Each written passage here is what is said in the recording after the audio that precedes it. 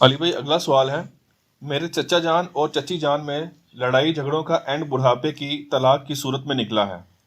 چنانچہ ان کے بیٹوں نے ماں باپ سے حسن سلوک کی خاطر باپ کو فرسٹ فلور پر ایک بیٹے کے ساتھ اور ماں کو گراؤنڈ فلور پر دوسرے بیٹے کے ساتھ شفٹ کیا ہے، لیکن مکان کا ایک ہی گیٹ ہے اور کبھی کبھار ماں باپ کا آمنا سامنا ہونے کے بھی چانسز موجود ہیں۔ دونوں کو الگ الگ گھروں میں شفٹ کرنا بھی ممکن نہیں۔ ایسی صورتحال میں کیا ان کا یہ فیصلہ درست ہے؟ بالکل درست فیصلہ جی، اور کیا کریں۔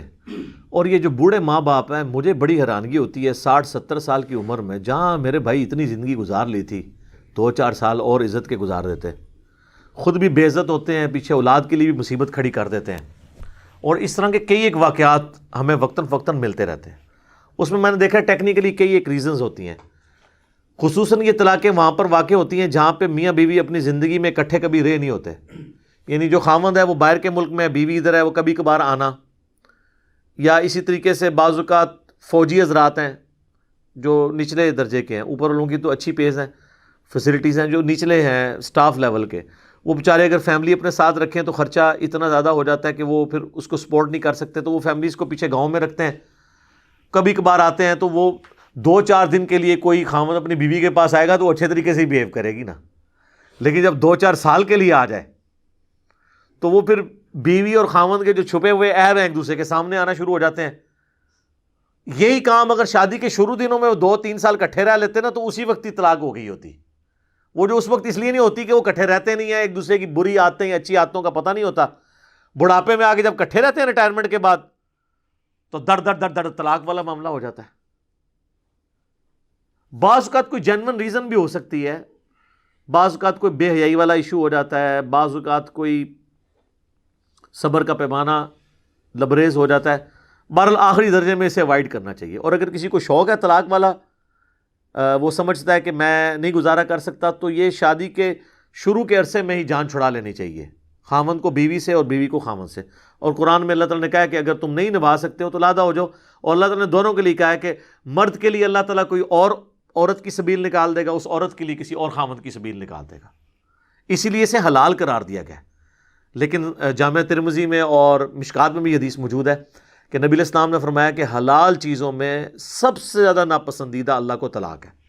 حلال اس لیے کہ بعض کا جینون ضرورت پڑ سکتی ہے ناپسندیدہ، پسندیدہ نہیں ہے، اور اس درجے تک ناپسندیدہ ہے کہ صحیح مسلم میں حدیث ہے کہ شیطان کا تخت پانیوں پہ لگا ہوا ہے، شام کے وقت سارے اس کے چیلے آ کے اسے رپورٹ کرتے ہیں۔ کوئی کہتا ہے میں نے آج فلاں سے چوری کروائی، میں نے فلاں سے جو ہے زنا کروایا، میں نے فلاں کو شراب نوشی میں مبتلا کیا، تو شیطان کسی گناہ پہ خوش نہیں ہوتا۔ پھر ایک چیلا آ کے کہتا ہے آج میں نے میاں بیوی کے درمیان علیحدگی کروا دی ہے، تو شیطان اتنا خوش ہوتا ہے کہ اسے گلے لگا کے ملتا ہے کہ اصل کام تو نے یہ کیا، اصل کام کرنے کا یہ تھا، کیونکہ میاں بیوی الگ ہوں گے، اولاد معاشرے کے لیے ناسور بن جائے گی۔ ان بچوں کے تو مینٹل ماڈلز ہی تبدیل ہو جاتے ہیں جن کے ماں باپ الگ ہو جاتے ہیں بچپن میں، وہ تو بیچارے،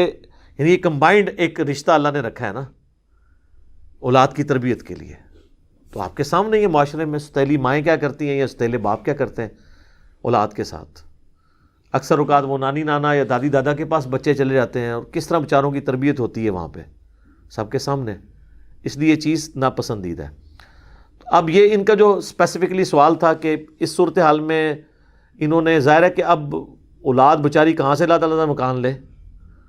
تو کبھی گیٹ پہ آمنا سامنا ہو بھی جائے تو اس میں کوئی نہیں، وہ جس طرح ایک غیر محرم مرد اور عورت کا بھی تو بازار میں آمنا سامنا کبھی ہو ہی جاتا ہے نا،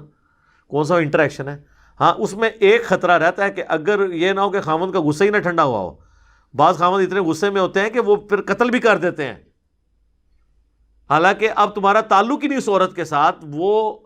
عورت تمہاری بیوی بھی نہیں رہی ہے، اب جا کے اسے قتل کرنے کا تم نے کیا کرنا ہے آخری عمر میں جا کے۔ تو یہ بھی چانسز ہوتے ہیں۔ اگر اس طرح کے چانسز ہونا تو میرا مشورہ یہ ہے کہ میرے بھائی وہ مکان آپ بیچیں، مکان بیچ کے 2 الگ کہیں چھوٹے چھوٹے مکان لے کے نا، تو ماں باپ کو الگ الگ مکانوں میں شفٹ کریں، یہ نہ ہو کہ وہ پھر کوئی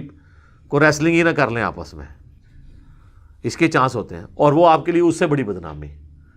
اور یہ اس طرح کے جو بوڑھے اور بوڑھیاں ہیں نا، یہ یعنی اولاد کا بھی منہ کالا کرتی ہیں، اپنا منہ تو کالا کرتی ہیں، پوری زندگی کے لیے ایک مصیبت بن جاتی ہیں۔ اور جنہوں کہتے ہیں میڑا مر جاتا ہے، لوگ ان کی مثالیں دیتے ہیں کہ جی آخری وقت ہی طلاق ہوگی سی نا جی، پوری زندگی سے ہی گزرتی ہے، اس اعتبار سے کہ گزارا کر رہے ہوتے ہیں کمپرومائز، اب آخری وقت میں ضرور ہے جا کے تم نے جو ہے جہاں اتنا کمپرومائز کیا، اب آ کے تم نے کون سا ایسا اس میں طلاق دے کے کوئی مقصد اچیو کر لینا ہے؟ کوئی مقصد اچیو نہیں ہوتا، سوائے اس کے کہ آپ اپنا غصہ وقتی طور پہ ٹھنڈا کرتے ہیں۔ اور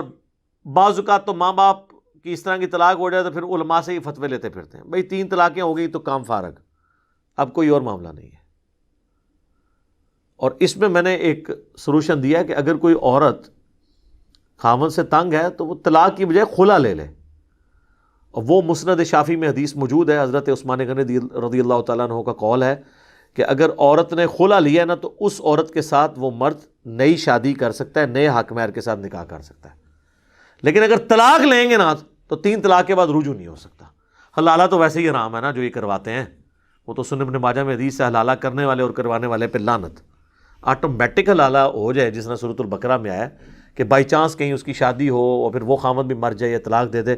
پھر وہ پچھلے کی طرف لوٹ سکتی ہے، اور وہ بھی اللہ تعالیٰ نے فرمایا کہ اگر یہ نبھ سکیں تو، ادروائز صاحب ویسے نہیں لوٹے گی، وہ تو ہے کہ نیچرلی حلالہ ہو جائے، حلالہ نکالنے والا معاملہ نہ ہو جو یہ مولوی نکال رہے ہوتے ہیں۔ تو بس اب اس طرح کی اب کسی کے ساتھ صورتحال ہے تو ہم اس کے لیے دعائی کر سکتے ہیں کہ اب عزت کے ساتھ جو باقی زندگی رہے گی ان کے ماں باپ کی وہ پوری ہو، ادروائز تو ظاہر ہے کہ اولاد تو بیچاری منہ چھپاتی پھرتی ہے اور پورے خاندان کے اندر جو ہے نا ایک بدنامی کا باعث بن جاتے ہیں۔ ٹھیک ہوگا جی؟